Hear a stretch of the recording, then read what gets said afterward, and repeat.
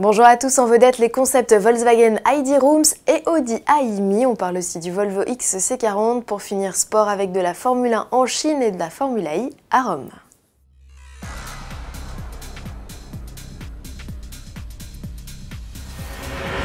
C'est parti pour le salon de Shanghai. Pour le groupe Volkswagen, l'événement automobile chinois est l'occasion de présenter deux véhicules électriques forcément et autonomes. Le premier, c'est le ID Rooms. Il s'agit du 6e membre de la famille des véhicules zéro émission à l'échappement du constructeur allemand et le deuxième SUV. Grand frère de l'ID Cross, présenté en septembre 2017, le Rooms mesure 4,91 m, soit 3 cm de plus qu'un Touareg. Impressionnant aussi son empattement de près de 3 mètres qui offre un max de confort aux deux passagers installés dans des sièges individuels à l'arrière. La version de série attendue en 2021 pourra accueillir jusqu'à 7 occupants. Le conducteur aussi pourra faire pivoter son siège ou carrément l'incliner dans le cas où il actionne le mode de conduite autonome. L'ID Rooms développe une puissance de 306 chevaux et revendique une autonomie de 450 km selon le nouveau cycle WLTP. Il se recharge via un fil ou par induction.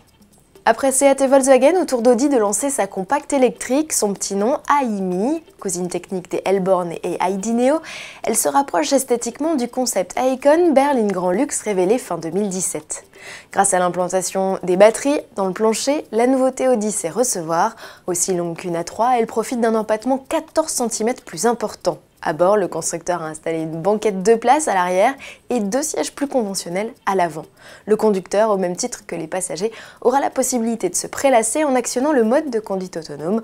Pour décupler le confort et la relaxation, le constructeur a développé sur ce concept un système audio capable de supprimer les bruits extérieurs et des vitres électrochromatiques qui se tentent automatiquement en fonction de la lumière. Il y a même un système de commande oculaire pour gérer le GPS et le système multimédia. Côté moteur, l'Audi AIMI embarque un bloc de 170 chevaux mais ne revendique pas d'autonomie.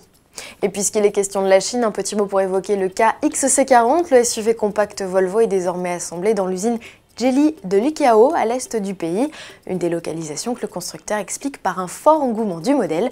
La demande dépasse nos prévisions les plus optimistes selon la firme. Impérial, les Mercedes au sein de l'Empire du Milieu, Lewis Hamilton et Valtteri Bottas ont signé un 3e doublé en autant de courses depuis le début de la saison de Formule 1. Une performance inégalée depuis Williams en 1992. Au classement des constructeurs, les flèches d'argent comptent 57 points d'avance sur Ferrari. Ces excellents résultats, le pilote britannique victorieux est désormais leader du championnat les tempère. Il estime qu'ils sont un peu au-dessus du réel potentiel des autos. Sébastien Vettel est 3e sur le podium en favorisant l'Allemand dans les premiers tours. La Scuderia a sacrifié le jeune Charles Leclerc qui termine 5e derrière Max Verstappen. Pour le Néerlandais, c'est la bonne affaire, il devient le 3e homme du championnat. Prochaine course en Azerbaïdjan, le 28 avril. En Formule I à Rome, Mitch Evans offre à Jaguar sa première victoire et permet à l'écurie de renouer avec le succès dans une compétition internationale, ce qui n'était plus arrivé depuis 1991. Le pilote néo-zélandais devance André Lotterer et Stoffel Van Dorn. Parti 17e, Jean-Éric Vergne est remonté en 7e position avant d'être pénalisé pour un dépassement sous drapeau jaune. Il a été rétrogradé à la 14e place. Au classement du championnat, le Belge Jérôme D'Ambrosio reprend la première place pour 1 point au pilote portugais de l'équipe BMW Félix da Costa. Vous aimez la Formule I, Autoplus vous fait gagner les dernières places pour la prochaine course, le e-Prix de Paris ce 27 avril. Pour gagner l'un des 5 lots de 2 places, une adresse concours.autoplus.fr. Vous avez jusqu'au 22 avril pour jouer. À demain.